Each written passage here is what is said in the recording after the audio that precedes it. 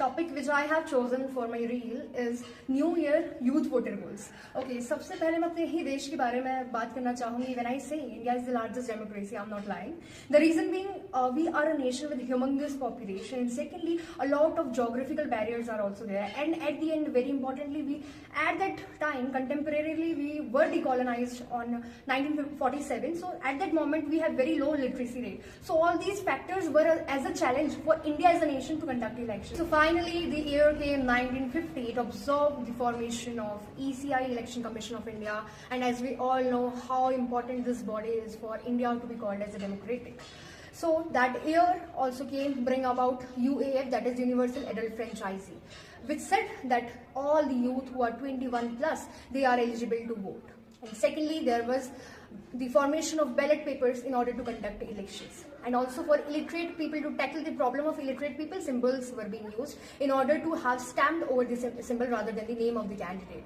And apart from it, if I talk about 1950 and 1951 RPA, that is Representation of People Act, that improvised a lot of things in the election process in India. So finally, the year came 1988, which observed the 61st Constitutional Amendment Act that actually reduced the age of 21 to that of 18 years.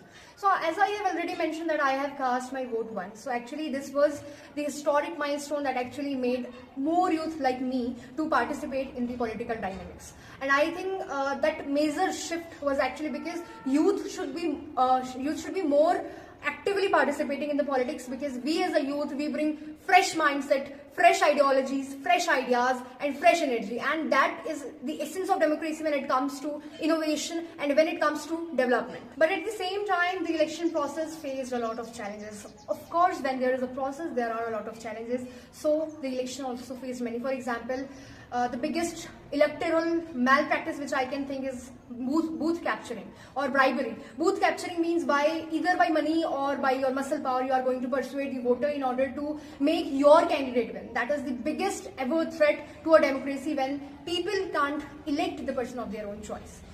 Now, secondly, many of the things or the initiatives were being taken by our government in order to tackle all these things. For example, digitalization in election process, use of EVMs, VVPAT. Further, you can online register yourself in the electoral rolls. And apart from it, apps like e-Vigil are there. And there are many campaigning initiatives like Sweep, in which youth can enroll themselves for the awareness campaign and as well as themselves as a voter. So now, in the conclusion of this video, as I started, the major theme of my video was about youth as a voter, how they should be seeing election as a process, as a resolution for this year 2026. I know that we as a youth, we have many resolutions. They are varied to